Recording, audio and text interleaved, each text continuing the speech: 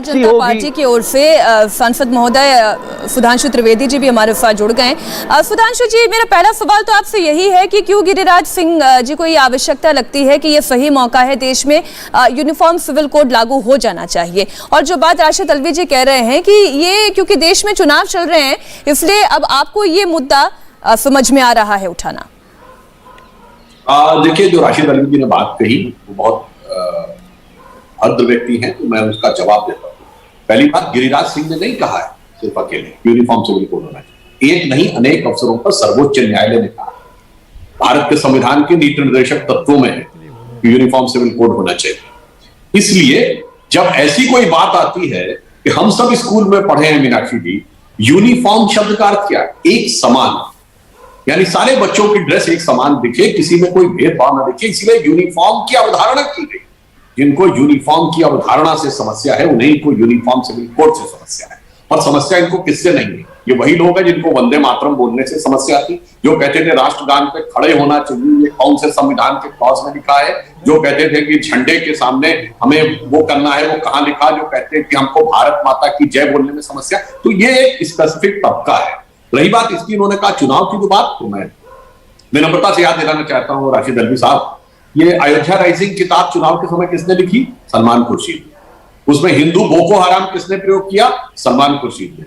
हिंदू तालिबान शशि थरूर आपकी पार्टी के हैं। हिंदू पाकिस्तान मणिशंकर अय्यर। और तो और जयपुर में रैली करने गए महंगाई पे राहुल गांधी, और वहां उत्तर प्रदेश के बारे में बोलने लगे और 8-10 मिनट तक हिंदुत्व में भाषण कर डाला। अब बताइए राशिद अल्वी साहब, हम लोग मुद्दा लाते हैं आप, अब बताइए जिन्ना कौन लाया? अखिलेश यादव। उसके बाद पाकिस्तान कौन लाया? हमारा दुश्मन नहीं है, चाइना दुश्मन है, पाकिस्तान दुश्मन नहीं है, ये कौन लाया? अखिलेश यादव।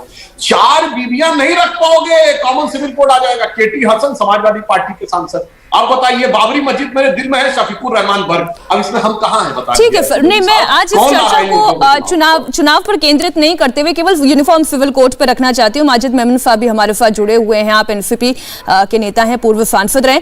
माजिद मेमन साहब, मैं आज एक तस्वीर महाराष्ट्र की देख रही थी, मालेगांव की देख रही थी। मुद्दा तो केवल हिजाब तक सीमित था। कर्नाटक में हाईकोर्ट इस मामले पर सुनवाई कर रही थी, लेकिन आज मालेगांव में तमाम बुर्काधारी महिलाएं निकल गई ये कहते हुए कि ये नबी का आदेश और हमें इसका पालन करना होगा, सरकार हमसे हमारा हक नहीं छीन सकती। ये किस तरीके का भ्रम आज महाराष्ट्र में फैल रहा है? देखिए, देश के विभिन्न भागों में ये कर्नाटका से बढ़ता हुआ विवाद जो है वो देश के विभिन्न भागों तक पहुंच चुका है। और मुझे दुख है कि ये हिजाब बच्चों को, छात्राओं को पहनने की अनुमति दी जाए या न दी जाए, ये इतना बड़ा कोई मुद्दा नहीं था। न तो इसमें संविधान या धर्म या राजनीति, ये सारी चीज़ें नहीं है। तो this is between school authorities and the parents and the children could have been sorted out. Hindustan में, एक मिनट, हिंदुस्तान में हज़ारों पाठशालाएँ हैं, लाखों छात्राएं हैं और कई मुसलमान लड़कियां हिंदुस्तान भर में तालीम हासिल करती हैं। हिजाब का विवाद अचानक कर्नाटक में क्यों खड़ा हो गया? और सिर्फ एक भारतीय जनता पार्टी की सरकार जहां है वहां ये बात क्यों खड़ी हो गई है? ऐसे कई सवाल पैदा होते हैं। लेकिन मैं ये कहूँगा कि मालेगांव का जो आप बता रहे हैं वो जाहिर है, एक चीज़ जब आग का चिंगारी उठती है तो फिर वो फैल जाती है यहाँ वहाँ। हम तो अपने मुसलमान भाई बहनों से ये अपील करेंगे कि इसको आप इंतशार में न लाएं, इसमें इमोशंस न लाएं। और ये एक मामला है जिस पर अभी कर्नाटक के 3 न्यायाधीश विचार करके 2 दिन में बता देंगे कि इसमें क्या सही है क्या गलत है। तो इसको शांतिपूर्वक तरीके से निभा लेना चाहिए। लेकिन अब आज इन तस्वीरों के जरिए तो माजिद जी ये मौका मिल रहा है ना भारतीय जनता पार्टी को कि वो यूनिफॉर्म सिविल कोड की चर्चा छेड़े। माजिद जी, नहीं, मगर भारतीय जनता पार्टी का भी तो रवैया देखिए ना आप मुझे ये बताइए कि वो स्कूल के कंपाउंड में मुस्कान नाम की लड़की जो आज 24 घंटे में हीरो बन गई है, उसको एक तरह से वो अकेली बुरके में अल्लाह अकबर का नारा दे रही है और 50 भगवा पहने हुए, शाल पहने हुए लोग, वो कोई छात्र तो नहीं थे, वो कौन थे स्कूल कंपाउंड में, कैसे आ गए? तो भारतीय जनता पार्टी भी तो ये सब हरकतें करवा रही है। अब बहरहाल हम ना इसको सही कहते हैं ना उसको सही कहते हैं, हमारे लिए दोनों गलत हैं। और हमारा ये मानना है कि कानून व्यवस्था बनी रहनी चाहिए।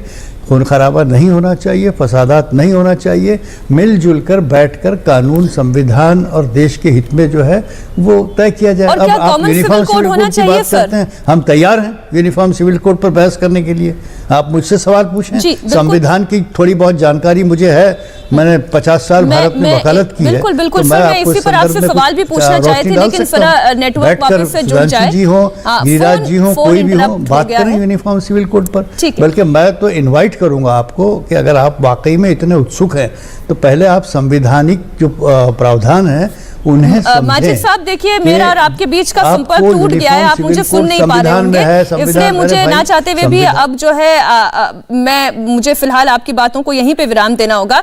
निर्मल जी, आप भी हमारे साथ जुड़ी हुई हैं। देखिए, आप तो कानून भी समझ रही हैं, स्थिति भी जान रही हैं, कॉन्स्टिट्यूशन भी समझती हैं। ये यूनिफॉर्म सिविल कोड सुनने में तो बहुत अच्छा लगता है कि एक समान अधिकार सबको हो, एक समान कानून सबके लिए हो, समानता का भाव हो, समान नागरिक संहिता की बात सुनने में बहुत अच्छी लगती है, लेकिन क्या वाकई में ये प्रैक्टिकल है? क्या ये संभव है? जी हाँ, बिल्कुल संभव है। आपने यूनिफॉर्म सिविल कोड की बात से पहले मैं थोड़ा सा एक हिजाब के मसले पे कहना चाहूंगी कि राशिद साहब ने कहा कि कहां से मुद्दा आया 21 दिसंबर तक ये लड़कियां इंक्लूडिंग मुस्कान खान मजे में जो भी संस्था की, विद्यालय की, महाविद्यालय की यूनिफॉर्म थी पहन के जा रहे थे। सब बच्चे वर्षों से जा रहे थे, कोई दिक्कत नहीं थी 21 दिसंबर तक। 21 दिसंबर को 5 लड़कियों ने campus front of India join कर लिया, जो कि पॉपुलर फ्रंट ऑफ इंडिया का एक यूथ विंग टाइप मानिए, जो कि इंटर्न सिमी का एक आउटफिट टाइप है, जो कि बैंड भी है पीएफआई, जो पॉपुलर फ्रंट ऑफ इंडिया है। तो जब इन्होंने ज्वाइन कर लिया, अचानक ये लोग हिजाब, मतलब वो एक कैंपस फ्रंट ऑफ इंडिया बच्चियों को रेडिकलाइज कर रहा है। वो रेडिकलाइज कर रहे हैं, जो फंडामेंटलिस्ट एलिमेंट्स है वो बच्चों को रेडिकलाइज कर रहे हैं, रेट्रोग्रेड रिग्रेसिव स्टेप्स की तरफ ले जा रहे हैं। 21 दिसंबर तक कोई दिक्कत नहीं है किसी को हिजाब ऐसे वर्दी में आने से, स्कूल यूनिफॉर्म में आने से। अचानक 21 दिसंबर के बाद क्या हो गया? क्योंकि आपने campus front of India join कर लिया, जहां की ब्रीफिंग से, जहां की ब्रेन वॉशिंग से आप चलने लगे, और सडनली आपको लगा कि एक हीरोइन बनने का बहुत अच्छा मौका है। जो लड़की जीन्स पहन के घूमती है, शॉर्ट टॉप्स पहन के घूमती है, अचानक उसको क्या आ गया कि उसको एक इशू बनाना है, स्कूल में आके एक नई प्रथा शुरू करनी है हिसाब से। अगर आप किसी इंस्टीट्यूशन में जाते हैं, संस्था में जाते हैं, लेकिन इसी का तो दूसरा पहलू ये भी है ना कि आज इसी मुद्दे के बहाने भारतीय जनता पार्टी को भी एक मौका मिला है कि वो यूनिफॉर्म सिविल कोड की बात करे।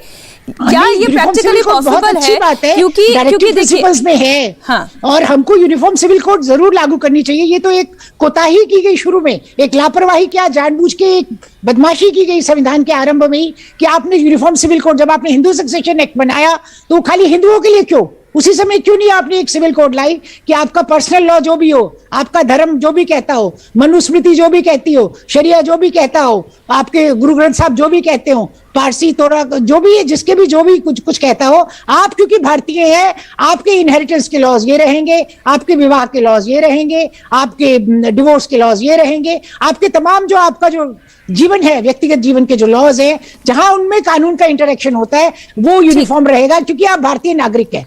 अब आप भारतीय नागरिक होने के बाद ये सेकंड आइडेंटिटी आ गई कि आप मुस्लिम हैं, तो मुस्लिम लॉ आ गया। इंडिया टीवी हर वक्त हर जगह डाउनलोड करने के लिए सर्च करें India TV news Google play store या ऐप स्टोर पर।